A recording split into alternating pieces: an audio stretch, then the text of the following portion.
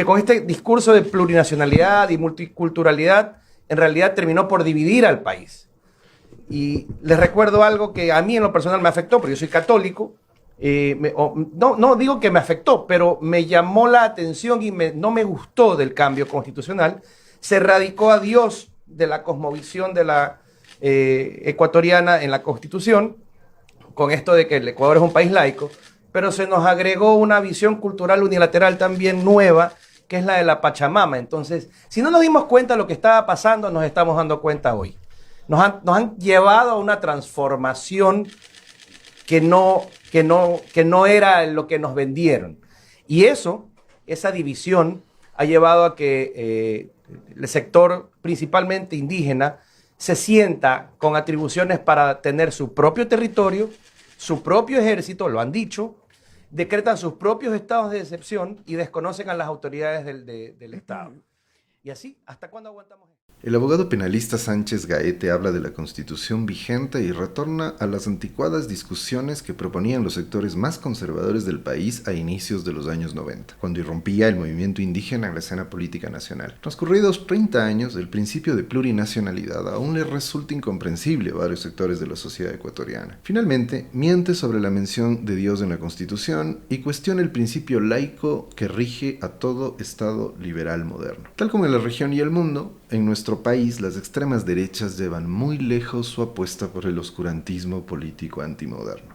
Bienvenidos a El Cuarto de Atrás, el podcast de la Facultad de Ciencias Sociales y Humanas de la Universidad Central del Ecuador. En el episodio de hoy charlamos sobre plurinacionalidad e interculturalidad. Este episodio forma parte de la serie dedicada al debate acerca de la convocatoria a una asamblea constituyente promovida por el régimen de Noboa. Bienvenidos, bienvenidas. Estamos aquí en un momento clave de la sociedad, la historia ecuatoriana, reunidos en el restaurante La Postal, que amablemente nos prestó un espacio para discutir sobre otro aspecto fundamental de lo que está pasando, que es justamente la situación del movimiento indígena y los intereses de la población indígena en el Ecuador. Aquí tenemos tres invitados.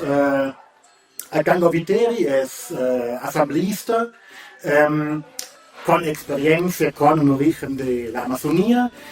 Floris Milo Simbaña es un integrante de esta larga data del movimiento indígena, intelectual, historiador, que tiene muchos textos y lo mismo aplica a Inti Catuche, que está ahí desde hace mucho tiempo produciendo conocimiento, debates muy interesantes, y queremos aprovechar para discutir algunos de los temas más fundamentales, comenzando con algo bastante actual. Justo hace pocos días terminó el paro indígena más largo de las últimas décadas, que fue un paro bastante extraño, bastante descentralizado, bastante poco claro, y muchos dicen que fue un fracaso.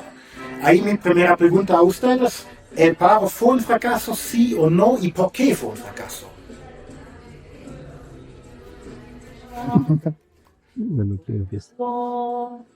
Por favor,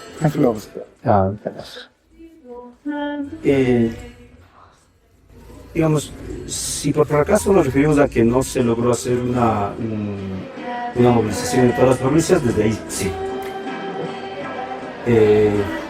Si queremos decir que fracaso porque no había una propuesta clara, me parece que no, porque había un mandato de 10 puntos y aunque no hubo mayor coordinación entre la dirigencia nacional y las bases se manejaron durante el paro por los mismos 10 puntos. Digamos, en esa medida no hubo un fracaso. Tal vez el fracaso, el otro punto que se puede decir como fracaso es justamente esa especie de tensión que hubo entre la dirigencia nacional y las dirigencias locales, ¿sí? Pero en cuanto a su logro, a mí me parece que la cosa es bastante relativa, digamos, porque luego de que se levantó el paro, se suspendió porque no está levantado, digamos, en el sentido estricto. El gobierno empezó a tomar unas medidas intentando focalizar el asunto en Imbabura, que dan cuenta de que no es que fue un fracaso el levantamiento. ¿Sí? O sea, bueno, desde mi punto de vista creo que fracaso depende del lado que le veas. Creo que más bien uno de los logros del levantamiento es justamente haber develado el ala más autoritaria del gobierno hacia la sociedad, digamos, a nivel tal vez de la gente de izquierda que está un poco más cercana a las movilizaciones, se veía eso ya desde hace rato, pero digamos, a nivel general como sociedad, creo que sí fue más bien bueno un logro, digamos, que la movilización hizo, mostrar lo que es capaz el gobierno con respecto a la represión, con respecto al todo el poder acumulado que tiene Novoa, y en ese sentido más bien no creo que sea un fracaso. Fracaso, pues, ahí concuerdo, digamos, con mis contertulios, ¿no?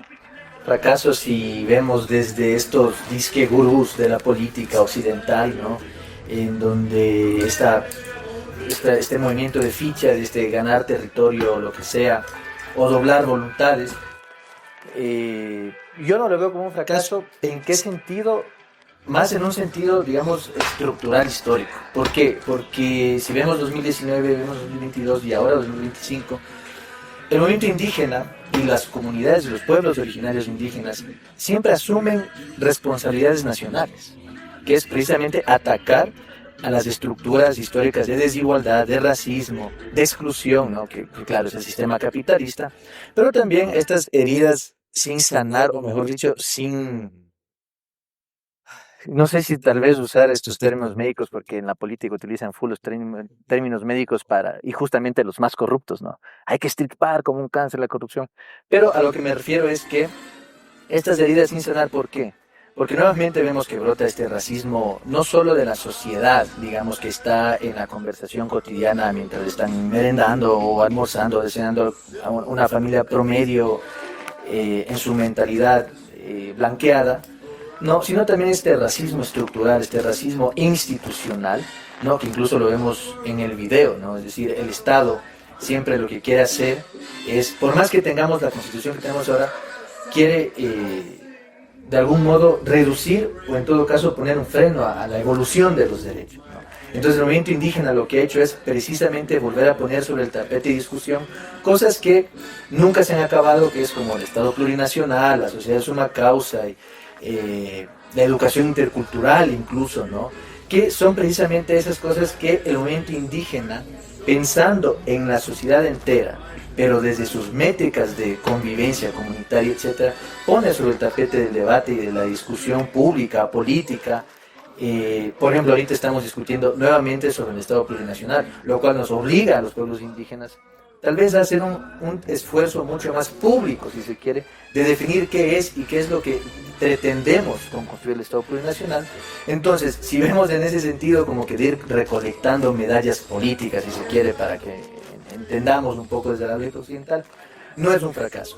Sin embargo, sí me queda, en lo personal, un sabor un poco amargo, ¿no? De qué sucedió a nivel dirigencial, sobre todo a nivel dirigencial nacional, ¿no? Que no pudo aglutinar, digamos, y no pudo catapultar las fuerzas, sobre todo que se enfocaron en Imbabura, pero que también habíamos empezado a ver focos en Chimborazo, en Tungurahua, en Loja, ¿no? En Saragura, en el pueblo Saraguro, y que quizá moviéndose un poco mejor en el tablero político, si se quiere, por eso digo, me causa un poco de ruido, ¿no? Entonces, tal vez dentro del golpe político mediático puede ser que sí se puede interpretar como una derrota, ¿no?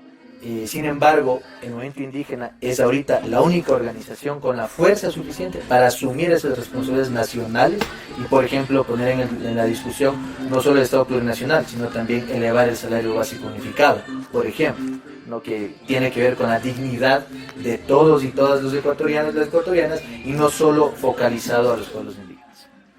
Perfecto, muchas gracias. Lo que me dijeron justamente me lleva a la siguiente pregunta. Lo que yo y muchos nos preguntamos es ¿cuál es el estado actual del movimiento? O sea, ya escuchamos que hay visiones de ver el movimiento más bien fragmentado, una separación entre liderazgo nacional, provincial, local, al mismo tiempo, como en la película del principio, que pues, también se ve en todos lados. Estamos viendo también expresiones de un racismo, de una ignorancia hacia el movimiento indígena, sus demandas históricas, que parece que estamos de vuelta en los años 70 o antes todavía. O sea, que ni siquiera, que uno vuelve a escuchar, por ejemplo, que plurinacionalidad es separatismo. Que ya desde los años 80 la CONAIE dice no es así, y nadie le cree. Al mismo tiempo, pues ese racismo, me pregunto yo, ¿divide al movimiento o unifica al movimiento? Cuéntenme ustedes, ¿cómo ven al movimiento indígena en este momento? ¿Cómo ven su fuerza política, su capacidad organizativa? ¿Creen que tiene la fuerza para influir en lo que está pasando en este momento a nivel político, social, económico? El mismo orden. Eso está para por lo menos 2 tesis. Bueno, digamos, es bastante complejo la situación digamos, en lo personal. Yo creo que el movimiento indígena viene viviendo, teniendo un proceso que yo llamo de transición largo, ¿sí? ¿A qué me refiero con esto? Que la estructura base del movimiento indígena, lo comunitario, sean estos comunas en la sierra, comunidades o centros en la Amazonía, ¿sí? Es decir, esta lógica comunitaria, tanto a nivel material como sociocultural, en los últimos 30 años ha venido cambiando drásticamente. Y esto hace que las representaciones sociales, culturales y políticas, obviamente, e incluso organizativas, vayan teniendo consciente o inconscientemente, implícita o explícitamente, un proceso de transformación bastante fuerte. Y yo creo que hay también un fuerte nivel de ese cambio, no está siendo sistematizada, no está siendo analizada, que hace que este proceso de transición produzca fuertes tensiones al interior del movimiento, ¿sí?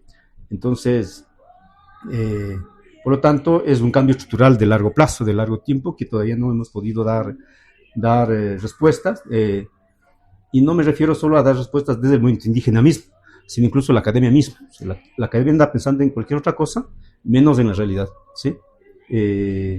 Entonces, esa es la situación que estamos viviendo en este momento, y yo creo que los levantamientos de 19 y 22, ¿sí?, provocaron un fenómeno que yo les llamo paradójico. Es decir, ¿a qué le llamo paradójico? Es decir, por un lado, fortalece la imagen del movimiento indígena, sobre todo concentrado en una figura, ¿sí? Pero a nivel de la organización, de las estructuras organizativas realmente existentes, no provocó ningún mejora, digamos así, o fortalecimiento de lo que venía ya en este proceso largo de transformación que estoy diciendo yo. Eso por lo pronto. Bueno, o sea, la situación actual, digamos, en la coyuntura del paro, yo creo que la CONAIE y el movimiento indígena venía de una situación también de una disputa interna bien fuerte. Justamente y esas disputas, como dice Flores, también son productos, representan todos los cambios y las transformaciones que se dan a nivel de las comunidades, a nivel también del trabajo de la gente, ¿no? O sea, en términos de migración, en términos, digamos, de mayor profesionalización también de las bases indígenas, que obviamente eso tiene que ver también con otras perspectivas organizativas. Entonces, todas esas tensiones creo que de alguna manera se han venido acumulando desde hace unos 10 años más o menos, ¿no? ¿Sí? Y en la elección de este año de la CONAIE, pues yo creo que ahí surgieron con más fuerza esas contradicciones organizativas. Entonces creo que ese es como el contexto en el que se da el paro también, un poco para comprender por qué se da también desde mi punto de vista de esa forma, ¿no? O sea, asistiendo por un lado a una cuestión estructural y a una cuestión coyuntural, que respondía básicamente a las dificultades de la organización como para, digamos, procesar en muy corto tiempo una movilización de gran calado, ¿no? Entonces, creo que esas dos cosas, ¿no? La parte del cambio estructural en las comunidades y en las organizaciones de base, y la coyuntura específica del movimiento indígena, y por otro lado el tema de un gobierno súper autoritario, ¿no? Y que también con esta política de bonos, ¿no? Implicó también entonces que un poco la dificultad, diría, ¿no? O el cambio, más bien dicho, de la forma de la movilización, ¿no? Que se dé de una manera más descentralizada y que, digamos, se haya visto un poco, no tanto la división, creo, entre base y dirigencia, sino más bien como unas tensiones que no se resuelven o no se acaban de resolver aún, y que creo que no es tampoco solamente de la dirigencia actual. O sea, las dirigencias anteriores también tenían esas dificultades, solo que a nivel, digamos, comunicativo no se ven. O sea, hacia afuera se ha visto un movimiento indígena fuerte, ¿no? Pero adentro no son las cosas, no fueron las cosas tan así. Yo creo que ahí hace falta investigar más en realidad, ¿no? Qué es lo que está ocurriendo realmente en las bases de las organizaciones, para poder comprender la misma lógica de los levantamientos de esta última década, ¿no? Yo ahí quisiera tal vez poner un poco más de candela al debate, ¿no? Porque yo creo que, a ver, es curioso porque uno esperaría o uno pensaría, ¿no? Que estos ataques visceralmente racistas, ¿no? Unificaría, digamos, al movimiento indígena, pero vemos, y esto sí, dirigencias, sobre todo de la Amazonía, por ejemplo, que ni desde el principio, ni en la mitad, ni en el último, se plegaron al paro. Es más, expresaron públicamente apoyo al actual gobierno.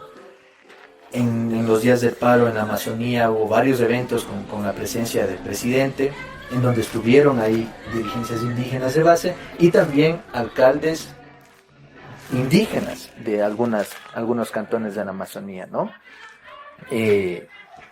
Entonces uno esperaría que, así como que digamos en la clase obrera no indígena, digamos, ¿no?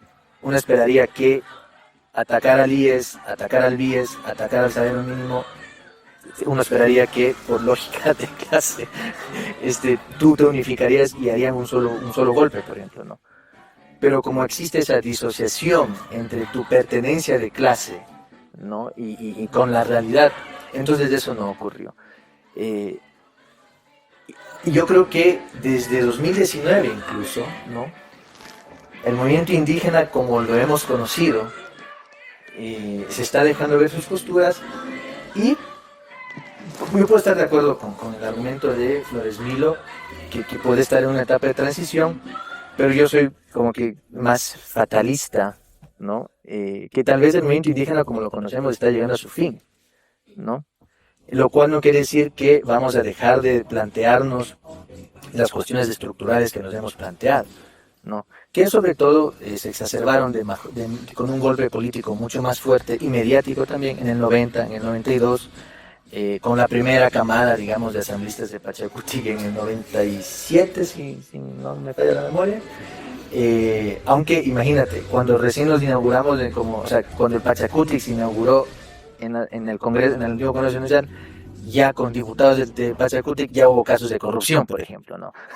Es decir, yo creo que tenemos que sincerarnos sobre algunas cosas del movimiento indígena para bajarle un poco al tono medio esencialista del movimiento indígena, de que como estructura organizativa somos impolutos, incorruptibles, ¿no? Porque incluso ahora estamos y están las dirigencias metidas en las lógicas de esta política prebendaria, ¿no? Que a mí me parece importante poder decirlo en voz alta. ¿Por qué? Porque de esa manera este cambio, esta transición de la que habla Flores Milo, y que también estamos viendo este cambio generacional, ¿no? Es muy curioso porque tenemos a jóvenes indígenas que están incursionando en la política. Voy a hablar más desde la Amazonía, que es como que donde estoy más cercano, ¿no? Que no les interesa ir a terciar alguna elección o disputar el poder con Pachacutic.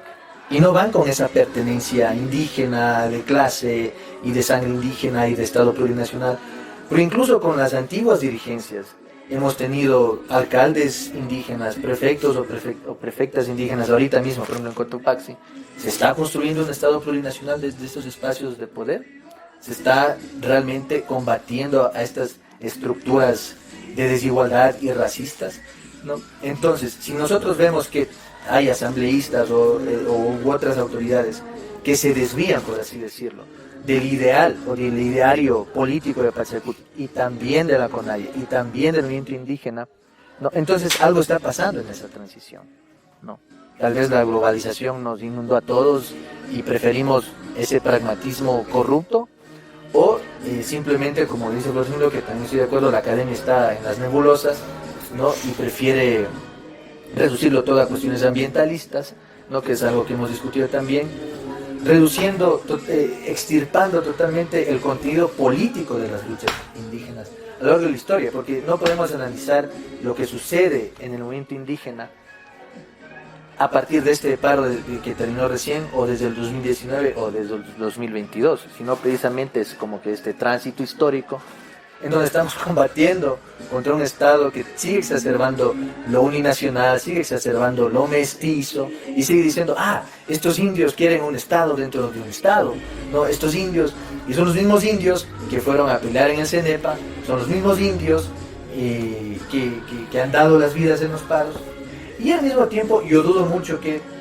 digamos, si yo escucho a un ministro o a un abogado de cuarta con estas ideas racistas como en el video que vimos, yo me siento ofendido. Yo sé que mis contertulios estructuralmente, históricamente nos sentimos ofendidos porque tenemos la inteligencia para rebatirlo, pero dudo mucho que el dueño de Mushurruna se sienta ofendido porque él comparte esa visión.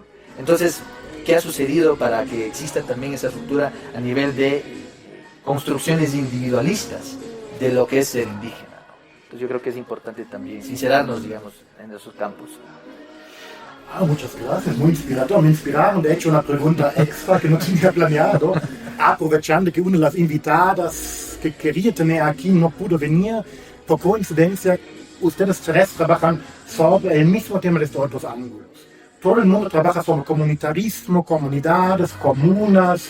Inti en sus textos recientes, introduciendo cosas muy interesantes, Luis Milo ya desde hace mucho tiempo, introduciendo hasta la idea del comunitarismo en el proyecto de la CONAIE de 2012-2013, y tú con ese acercamiento al summa causa y más a nivel como de teoría. Y justo como iban apuntando a eso, quizá nos pueden profundizar un poco su concepción de comunitarismo y comunidad indígena en conflicto con lo que en los medios más prominentes podemos escuchar en las últimas semanas muy prominentemente, que supuestamente los indígenas, las comunidades indígenas ahorita tiran más hacia el individualismo, dejando atrás esa parte comunitaria. A lo mejor nos pueden como explicar eso también. Digamos, ni en la realidad ni en la acción política, ¿sí? Lo comunitario ha estado en contra de lo individual. ¿Sí? Lo comunitario es otra dinámica completamente distinta a ese binarismo de colectivo versus individualidad. A mí me parece que más bien, digamos, tanto a nivel político como a nivel académico se ha conceptualizado a la comuna a partir de los elementos que puso la ley del 37, ¿sí? Que le reduce a 3 elementos: propiedad, bueno, esto ya más de la antropología, que es el parentesco, ¿sí? Y una estructura organizativa. Y eso, digamos, tal vez funcionó en ese momento, pero inmediatamente después ya no funcionó nunca más. Pero lamentablemente, si nosotros leemos textos, hasta ahora, en tesis de grado y posgrado que he leído, se maneja todavía ese concepto añejo, digamos, de lo comunitario. Eso por un lado. Por otro lado, digamos, entonces, eso solo para... Siempre me place contar esta anécdota. Digamos, lamentablemente fue alguien de sociología de la central, con sus estudiantes, que van a hacer una investigación en Cayambe sobre justamente el desarrollo de las comunas en Cayambe, se me fue el nombre, en Olmedo, ¿sí? En esta zona de Olmedo. San Pablo. Pesillo, sí. En Pesillo. Entonces, porque ahí, digamos, luego de la reforma agraria, en Pesillo, más que en comunas, se configuraron cooperativas, ¿ya? y entre los años 70, perdón, fines de los 70 y 80, esas cooperativas se disolvieron. Entonces la investigación está procurando ver si en el marco general de esto, cuál era la dimensión de lo comunitario. Y sus conclusiones era que lo comunitario estaba disolviendo. Pero incluso sus mismas investigaciones mostraban de que muchas de esas cooperativas, casi todas las cooperativas, salvo algunas que se hicieron barrios, sí, pero casi todas las cooperativas que se disolvieron se convirtieron en comunas. ¿Ya? Pero según ellos estaban en disolución, porque no cumplían este parámetro de conceptual. ¿Sí? Bueno, el asunto es que a lo que me refiero es la comuna son niveles de estructura organizativa, son niveles de organización del trabajo, son niveles de organización reproducción cultural, ¿sí? Y que, si bien es cierto, la base central de esto es el territorio, la comuna, ¿sí?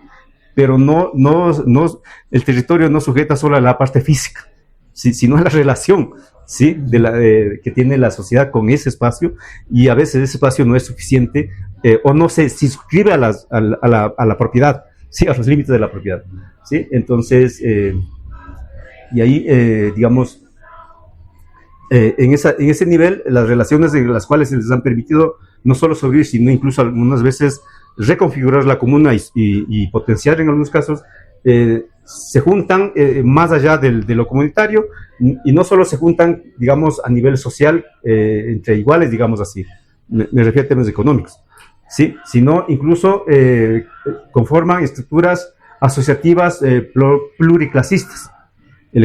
Para mí, el ejemplo que grafica esto es la unión que hacen en esto en Cayambe se llama, se me acaba de decir el nombre, pero está alrededor de la producción de leche y de la leche, ¿sí? Que a través de este proyecto que se llama los tanques fríos, es decir, la comuna en asociación con productores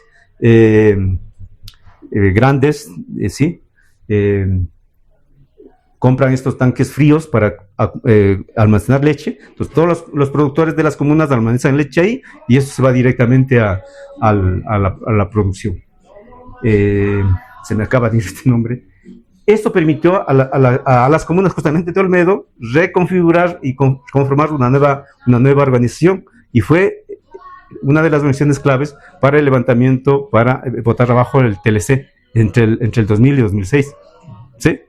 Entonces, pero obviamente eso también tiene otras cosas, límites bastante complicados, y lo que, para cerrar, es que actualmente las comunas, por ejemplo, en el caso mismo de Cayambe, pero en la parte sur, que es Cangagua, vivían exclusivamente de la cebolla.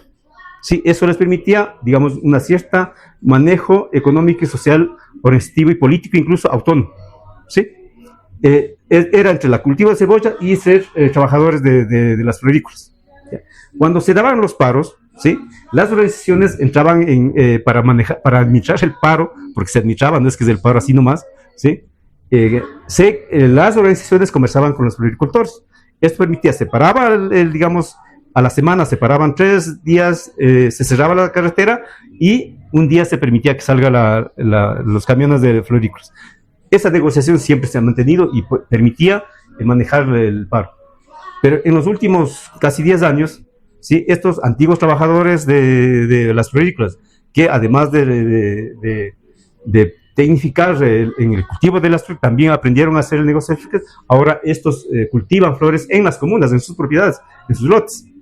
Entonces, en el paro ya no había que negociar con la empresa floricultura, sino dentro de la misma comuna, entre los que se dedicaban a sembrar la cebolla y los que se dedicaban a sembrar flores, porque las dinámicas del comercio son distintas.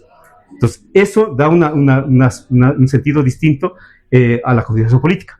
A eso es cuando me refiero de que hay un proceso de transición bastante largo, estructural, ¿sí? Eso, si tomamos en cuenta que la CONAIE, que fue construida en los años 70 y 80, en donde el sujeto que construyó la CONAIE era una comuna rural y agraria, actualmente ya no es.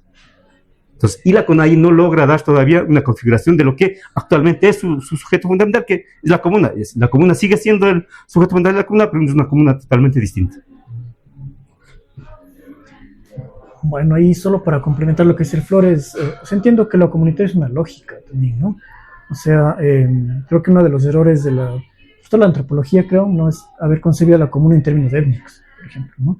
Y digamos, cada vez más creo yo que la misma dinámica, de lo que decía Flores, de la dinámica estructural y la dinámica económica en las comunas va mostrando que en realidad la comuna es una lógica que va más allá de lo étnico, y eso creo que es como un potencial bien grande de la lógica comunitaria. O sea, puedes ver acá en el Valle de Tumbaco comunas que no se configuran alrededor de una identidad, o que la identidad, digamos, indígena no es como necesariamente el único ente, digamos, o la articulador de la lógica comunitaria, sino que va más allá de la cuestión étnica. Entonces encuentras ahí mucha gente que se puede volver comunera, ¿no? Sin necesariamente ser indígena, ¿no?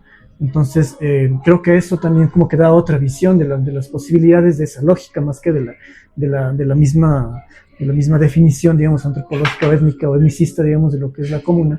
Y creo que eso también hace falta, como mirar cómo esas configuraciones nuevas de la comuna se están transformando, se han ido transformando a nivel estructural, a nivel económico y obviamente también a nivel cultural, ¿no? Ves, por ejemplo, o sea, siempre me llama la atención cómo esa misma lógica comunitaria de origen rural en los años 60, 70, ¿no? Cómo en la actualidad también se va reproduciendo en las ciudades, ¿no? Que no es que, digamos, en la ciudad la gente indígena que viene y la que ha nacido ya en las ciudades, no es que actúa en esta dicotomía, como decía Flores, comunidad versus individualidad, ¿no? Sino que más bien lo que son más bien tensiones, configuraciones, reconfiguraciones entre de esos dos polos, digamos, ¿no? Y eso, digamos, explica de alguna manera cómo hay pervivencia de lógicas comunitarias en la ciudad. Tienes organizaciones, la más famosa en el sur que no existe hasta ahora, existe el Hatungayu, por ejemplo, la de los Araguros, los mismos Otavalos, que tienen incluso lógicas comunitarias a nivel internacional, ¿no? Que se mueven. Que se vio ahora en el paro. Y que se vio en el paro, ¿no? Entonces digo, esa parte es la que creo que hace falta analizar con más detenimiento, ¿no? Cómo se ha transformado, y creo que esa es como lo que genera justamente estas tensiones que se ven en las movilizaciones, y repito, no solo en estas, sino en las anteriores también, ¿sí? Cuando decimos entonces estos nuevos levantamientos, esta nueva CONAIE, ¿no? Que se empieza a ver, hay que mirar todo lo que está en la base para poder comprender incluso las posturas políticas, incluso el nuevo tipo de dirigencia que se va produciendo, ¿no? Las nuevas generaciones no se comprenden en términos simplemente ideológicos o de posición política, sino, digamos, el origen social que tienen las nuevas dirigencias, que son dirigencias, como te decía hace un rato, bastante profesionalizadas, con experiencias organizativas ya no rurales o no necesariamente rurales, experiencias más urbanas, ¿no? Y a nivel, digamos, ideológico político también, con muchas otras experiencias ya que no digamos, calzan exactamente con la experiencia de las generaciones anteriores de dirigentes. Entonces, eso también da otras formas de conducción, otras formas de lógica política, que se ven en el paro también, ¿no? En los 90 creo que existía una lógica un poco más asamblearia de conducción de los levantamientos. Ahora ves, digamos, que esas lógicas un poco se van tensionando con estas otras lógicas más urbanas, digamos, de conducción de la movilización, pero eso tiene un origen, digamos, social. O sea, no es una cuestión dirigencial ni de figuras, ¿no? Porque creo que hay como mucho discurso desde el 19 hasta acá, ¿no? De que la CONAIE depende de una figura específica para movilizar. Incluso en la actual han dicho es que fracasó el levantamiento porque el dirigente X no estuvo al frente. Pero la realidad es que la complejidad del movimiento indígena ahorita es totalmente diferente, o sea, a lo que se espera o a lo que se ve desde afuera, ¿no? Que justamente muestra esa dificultad tanto digamos, de las ciencias sociales, creo, en mirar exactamente qué es lo que está pasando. Y creo que incluso, como decía alguna vez en la introducción a mi libro, es como, o sea, hace falta más debate adentro, más investigación adentro. Creo que eso se ha abandonado totalmente, ¿no? Y creo que eso también da paso un poco a estos discursos desde la derecha, que empiezan a volver a querer replantear cosas que ya se han discutido y que obviamente se pueden volver a discutir, pero en la realidad actual. Entonces, y creo que una de esas cosas, obviamente, el tema de lo comunitario entendido en las nuevas condiciones, ¿no? Como digo, una lógica, más que una lógica que como una esencia, ¿no? De lo indígena o de lo rural incluso, ¿no? Entonces hay como cosas que ir debatiendo ahí. Yo creo que no hay mucho que añadir, digamos, a lo que Luis Milo y Enki nos acaban de exponer, ¿no? Porque precisamente, mira, este gobierno nefasto sale saltando en Chuyapata victorioso, que supuestamente ganaron el paro, que no se dejaron amedrentar por unos pocos, ni sé qué, ni sé cuánto. No, claro, o sea, uno desde esta posición puede decir, "Chuta, pobre, ingenuo, que no conoce su país, ¿no? O el país que está gobernando según él". Pero precisamente, y claro, dicen, no, es que no todos los indígenas o no todos los indios se sumaron al paro. Claro, a lo que yo decía antes era precisamente estas dirigencias e incluso autoridades electas, ¿no? Muy curioso, por ejemplo, en Amazonía, el día que tenía que llegar Noboa a Puyo y los dejó plantados, la viceprefecta de Pastaza es una mujer quichua. Y justo ese día, las nacionalidades indígenas de Pastaza, lideradas por Paquiro, la Universidad Quichua de Pastaza, salieron a una marcha, ¿no? Pacífica contra el gobierno. Y la viceprefecta se sumó a esa movilización, lo cual a mí me parece sumamente llamativo, ¿no? O sea, porque no recuerdo yo haber visto alguna autoridad a nivel del Estado, quiero decir, ¿no? Que se haya, digamos, despojado de su credencial institucional y haber, digamos, marchado con su comunidad, con su nacionalidad, ¿no? Eso ya nos da una pista de manera muy clara de esta lógica comunitaria, ¿no? Incluso de nacionalidad. Entonces, cuando nos dicen, no, es que no solo fue en Otavalo, solo fue en Imbabura, la fortaleza de la lógica comunitaria, incluso en esta transición, incluso actual, es eso, ¿no? O sea, no hace falta que estén todas las nacionalidades indígenas del Ecuador alzadas, porque en eso también radica, digamos, esa autonomía de la libre autodeterminación, ¿no? Es decir, ok, se ha focalizado en el paro, en Riobamba, en Otavalo, en Imbabura, en Otavalo, ¿no? En Cotacachi. ¿Y qué hizo, por ejemplo, el Paquiro? ¿No? Fue con contingente de víveres, otro tipo de apoyo, tal vez no humano, y fue a apoyar en el levantamiento en Imbabura, ¿no? Con comida, con chichita de la Amazonía y todo eso, ¿no? Imagínate, uno puede decir, bueno, esas son lógicas de la selva o rurales, pero son lógicas que incluso traspasan esa barrera de esa dicotomía entre lo urbano, lo rural y todo eso, ¿no? Entonces, esa es la complejidad que en cambio ya no soy tan fatalista, sino más bien optimista en que, ok, existe una transición, existe también tal vez que el movimiento indígena está, como lo conocemos, está terminando de ser como era o como es, pero si vemos estas lógicas, que son lógicas comunitarias, imagínate salir de Sarayaku o del Curaray, que solo vas en canoa o en avión, y porque te convoca tu presidente de la nación, y después tú llegas hasta Otavalo con chicha y con víveres y con otro tipo de cosas, ¿no? Con jengibre o con tal vez alguna planta que no se encuentre en los Andes, ¿no? Y esas son lógicas que también te determinan políticamente, ¿no? Porque no solo es que chuta están urbanizados, pero qué chévere que hacen hip hop en quichua, o sea, no solo es eso, ¿no? Sino es como que ir un poco más allá de extrapolar esas dinámicas para mantener una fortaleza política. Ahora, también yo creo que es necesario entender que muchas individualidades, no digo renegar, pero sí están como que cediendo a la lógica comunitaria, ¿no? Y donde tú encuentras familias no tan numerosas que dicen, no, chuta, yo quiero ir a la ciudad, porque en la ciudad tengo más oportunidades de trabajo, porque allá puedo tener dinero, y aquí ya ni siquiera tengo tierra para la chacra.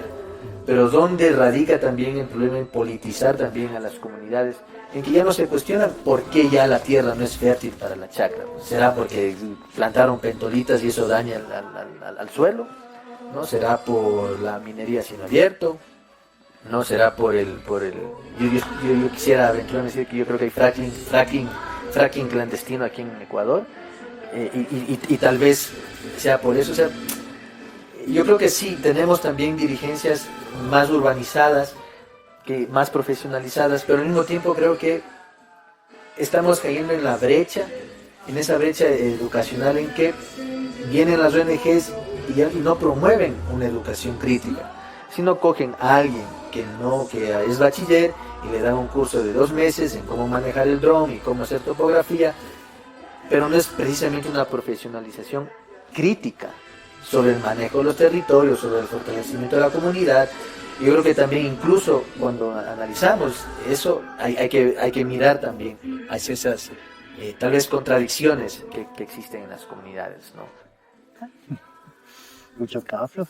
Y quería hacer una última pregunta, porque la serie de debates que estamos aquí manejando se enfoca un poco en la constituyente que posiblemente viene o no viene y la constitución de 2008. Entonces mi última pregunta es, ¿la constitución de 2008 es más que letra muerta, es más que un instrumento abstracto que se puede usar para la lucha para el movimiento indígena? ¿Hay que defenderla o a lo mejor hay que desecharla y esperar una nueva constitución con derechos más fuertes, que obviamente muy poco probable que va a venir? ¿Cómo ven ustedes el rol y la situación de la constitución en relación al movimiento y a la población indígena? Bueno, digamos, ahí la historia no siempre avanza para adelante. Entonces, una nueva constituyente o una nueva constitución, dependiendo de las circunstancias que se está viviendo, puede significar un retroceso más que un adelanto, y lamentablemente hoy la situación que están viviendo puede significar un tremendo retroceso. Y esto no es una acusación o aseveración abstracta, es lo que hemos visto a todos los que están alrededor de, no solo del gobierno, sino alrededor de los círculos de poder, ya sea del empresariado, de los medios de comunicación. Lo que dicen, ¿no? Dicen que lo que hay que bajar, y además lo dicen muy explícitamente, lo que hay que abacarse de la Constitución, una nueva Constitución, es la plurinacionalidad, los derechos colectivos, los derechos de la naturaleza, los derechos laborales, que hay que flexibilizarlo, los derechos de la mujer, ¿sí? Y así un montón de cosas. Y que hay que disminuir la importancia o el espacio de lo público, abrir campos para lo privado. Es que los recursos estratégicos, por ejemplo, que ha sido un tema histórico, no solo de ahora, no solo de la Constitución de 2008, sino incluso antes mucho antes de la Constitución de que permitió salir de la dictadura en el 79, un tema casi que no emitía discusión era que los sectores estratégicos estén en manos del Estado, ¿sí? En cambio ahora dicen que todo eso debe pasar a manos públicas. Ya le hemos escuchado al presidente decir de que el IES no debe ocuparse de la salud. Entonces, y ya vemos cómo le tiene el gobierno a la salud pública, ¿no? Que no le da ni siquiera comida para los pacientes. Entonces, todo eso indica de que la nueva constituyente, la nueva constitución, no va a ser un salto hacia adelante, sino va a ser más bien varios saltos hacia atrás. Y justamente para eso el gobierno lo que intenta es destruir, eliminar, en una lógica de estrategia de guerra, que se llama tierra arrasada, ¿sí? Es decir, cuando un ejército entra a un territorio enemigo, digamos así, y no es que destruye la capacidad de respuesta del enemigo, sino destruye físicamente todo el enemigo, elimina. Para mí esa es la lógica que está manejando el gobierno actualmente, y nuevamente no es una acusación en vacío. Vamos a ver, justamente hoy el gobierno sacó el estatuto de la ley de áreas protegidas y que dice, dos artículos que me recuerdo, dice que ahí que las organizaciones no gubernamentales, es decir, no solo las fundaciones, sino incluso la CONAIE, los sindicatos, no pueden decir nada respecto de la minería, ¿sí? Porque ya no pueden defender nada, ¿sí? Lo único que pueden decir es por decirlo de una manera, cuánto les toca de la explotación a las comunas, ¿sí? Entonces, como estamos viendo, eso es prácticamente, digamos, aquí me recuerdo una acusación que yo les hacía en la época del correísmo, cuando a través del decreto 016 hizo casi lo mismo, y decía que las organizaciones estudiantiles de secundaria, que antes eran una instancia para negociar con las autoridades de educación, y entonces con ese decreto solo le hacía como para organizar las fiestas de fin de año. Entonces yo creo que el gobierno de Noboa actualmente está haciendo eso. O sea, las organizaciones, la CONAIE ya no puede luchar por su territorio ni por la defensa del público, sino ahora solo puede, qué sé yo, armar las fiestas del Inti Raymi. Entonces eso es lo grave que estamos viendo en este momento. O sea, yo ahí me preguntaría, ¿por qué a la derecha le interesa bajarse la plurinacionalidad, ¿no? Creo que hay como, en primera instancia, me parece que también que hay que comprender que el tema del Estado plurinacional históricamente no fue construida como un tema para indígenas, ¿no? Y que es como que toca volver otra vez a decir lo mismo, ¿no? Pero creo que desde el gobierno, y se vio en el paro también, ¿no? Mucho esta idea de querer separar en términos étnicos la lucha, ¿no? Es decir, es un levantamiento indígena, y no solamente indígena, es de Imbabura, ¿no? Y creo que eso es falso, pues. O sea, el paro fue nacional, tal vez no en términos geográficos, pero sí en términos políticos, aglutinó a un montón de sectores sociales, no solamente a las organizaciones del movimiento indígena en general, o sea, ni siquiera no solamente la CONAIE, ¿no? Como FENOCIN, también, o una parte de la FENOCIN, y los sindicatos, claro, y otras organizaciones, incluso organizaciones estudiantiles, etcétera, acá en Quito, en la central. Entonces creo que como que una de las cosas que hay que tomar en cuenta mucho en el debate que tal vez se pueda hablar con respecto a la consulta es que, claro, o sea, justamente el tema de lo plurinacional es un proyecto político nacional, ¿no? Yo creo que eso no terminamos, ni la propia izquierda, los propios partidos de izquierda terminan por asumir completamente porque no quieren o porque no se dan cuenta, ¿sí? Y eso es una debilidad, pues, porque al final entonces toda la propaganda que va a empezar a hacer el gobierno, que ya está haciendo el gobierno, es justamente atacar el tema de lo plurinacional como un privilegio de indígenas, ¿no? Además como un privilegio, ni siquiera como un derecho, ¿no? ¿Sí?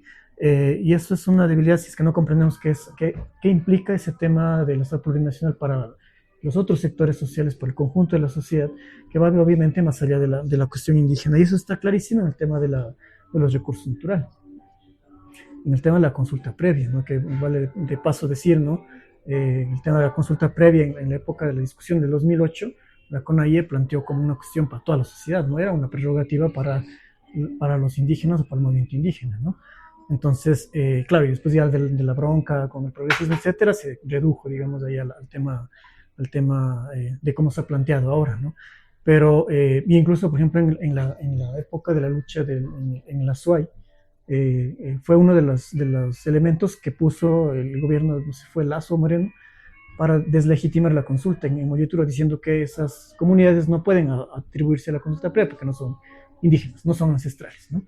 Entonces digo, esas son como las discusiones que creo que tocaría como poner también ahí, ¿no? Decir, como este tema de lo plurinacional no es una cuestión de indígenas, no tiene que ver con una cuestión étnica, tiene que ver con una cuestión de democracia, ¿no? ¿Sí? Un proyecto profundamente democratizador. El hecho mismo, digamos, de que no haya un solo monopolio, por ejemplo, sobre el tema de la propiedad, ¿no? Que haya reconocimiento de propiedad comunitaria, ¿no? Aparte de la propiedad pública, también es algo que se debe rescatar de esa discusión, ¿no? Y lo mismo, digamos, con los temas de la justicia, etcétera, ¿no? Que es el caballo de Troya ahorita, ¿no? De decir que el movimiento indígena, los indígenas, queremos un estado aparte, queremos privilegios aparte, ¿no? Entonces, creo que es un momento bastante sensible, bastante importante en términos de un retroceso posible de discusiones teóricas y también, obviamente, de políticas, ¿no?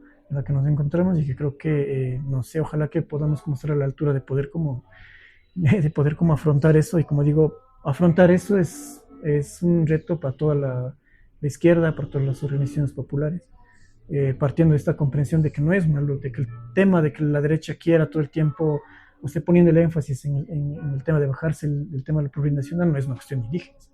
O sea, no es que va a perder la CONAIE con eso, va a perder toda la sociedad. Y creo que entonces a partir de eso hay como retos importantes para la academia, para las organizaciones, y en el corto tiempo que hay, digamos, de de oponernos no oponernos a la consulta, pero sino votar no a esa posibilidad de constituyente, ¿no? Y ver qué pasa después. Definitivamente hay que defender, digamos, la actual constitución. Vemos todo este encuadre mediático grotesco que está saliendo desde el gobierno y con sus no tan inteligentes voceros, ¿no? Me refiero a Carlos Vera y a todos esos medios de comunicación. La otra vez escuchaba una entrevista donde decía que el pluralismo jurídico y el Estado plurinacional han sido el caos para el país, ¿no? Y claro, yo estoy de acuerdo con Inti, digamos, y bueno, con Flores Milo también. O sea, lo plurinacional no es una cuestión indígena solamente, no es... o sea, mira qué astutos que son, ¿no? O sea, queriéndolo hacer... usan sus formas de pensar, que son las formas de pensar de privilegios, no derechos, ¿no? Para decirnos a los pueblos que queremos un trato privilegiado, ¿no? Lo que ha sucedido, digamos, en 2019, 2022, ahora, digamos, la Constitución no es letra muerta. ¿Por qué? Porque el 2019, 2022, ahorita, es la Constitución, digamos, en cierto sentido, lo que también permitió. ¿Por qué? Porque yo lo veo también como una defensa por la Constitución, ¿no? Digamos, media ahí indirecta, ¿no? Porque dicen, no, es que son nuestros derechos colectivos. Ahora, los debates que pueden suscitar, y es una pena, porque yo creo que tanto el gobierno actual, yo creo que es algo que a la Revolución Ciudadana le faltó, o sea, ni siquiera pensó en construirlo conjuntamente con los pueblos y nacionalidades, pero ya tenemos un mecanismo para construir el Estado plurinacional. El hecho de que digan, no, ok, en fiscalía o en la audiencia te van a hablar en quichua, o sea, eso no es la concreción del Estado plurinacional.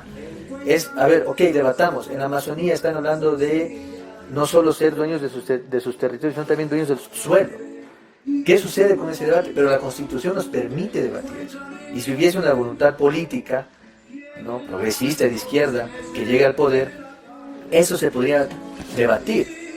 Por eso digo, yo creo que la Revolución Ciudadana perdió una oportunidad histórica de construir el Estado plurinacional, pero yo también creo que el movimiento indígena se frenó un poco en esas discusiones para llegar a concretizar realmente en el mundo concreto, perdón la redundancia, el Estado plurinacional. ¿Qué significa? Porque después damos pie a que gente poco conocedora del mundo indígena y de los debates históricos, que no son solo del movimiento indígena, sino que también los sindicatos y las organizaciones sociales de diversas índoles se metieron en ese discurso, en ese debate, deben estar diciendo que el Estado plurinacional es la gran farsa del Estado, no sé cuánto, cosa que no es así, ¿no?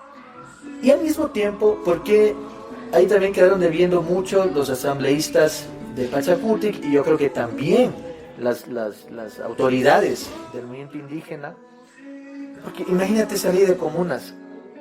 Esa ley de comunas es un freno, creo yo, ahorita, incluso para el desarrollo de los planes de vida, para la propia construcción del Estado plurinacional, porque es del 37, ¿no?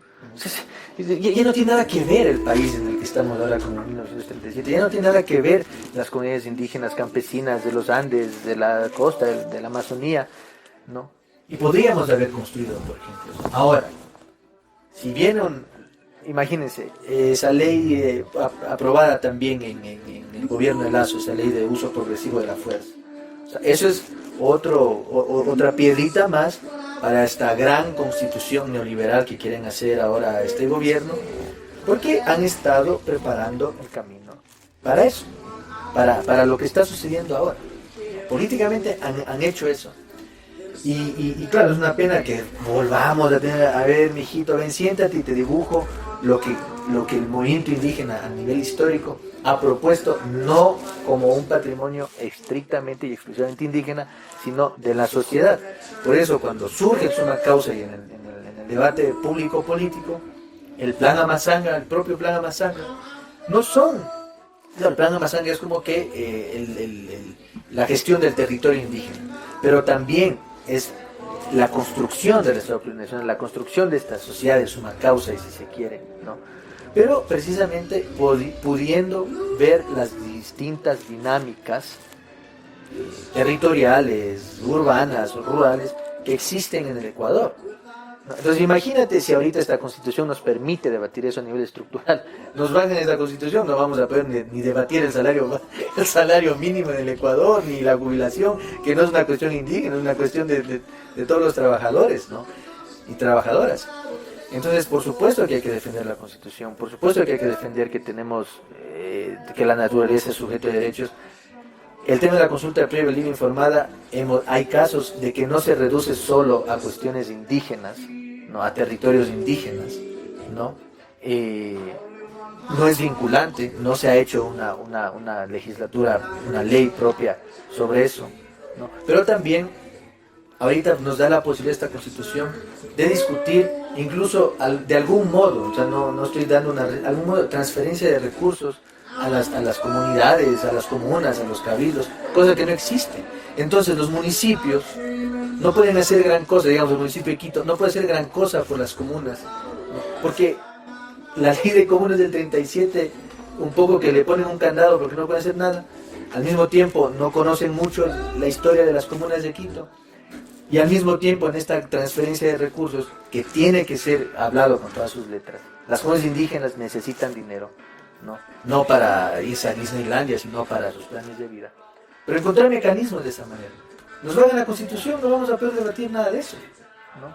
Nos bajan la Constitución y qué pena, amigo, que te guste el páramo, pero aquí la minería cielo abierto va porque va, o sea, y no estamos hablando solo de los indígenas, estamos hablando de un montón, de una gran porción de la sociedad preocupada por esos temas, ¿no? Entonces, yo creo que la cuestión es defender la Constitución, ¿no? En esta consulta popular, y si ocurre la desgracia de que esa pregunta gane el sí, con todas las armas ir a debates conceptuales, políticos, prácticos, paradigmáticos sobre para nuevamente construir o defender el Estado plurinacional en una nueva Constitución, ¿no? Pero tenemos que sumar esfuerzos, academia, políticas, sociedad civil, etcétera, para que eso no llegue a ocurrir.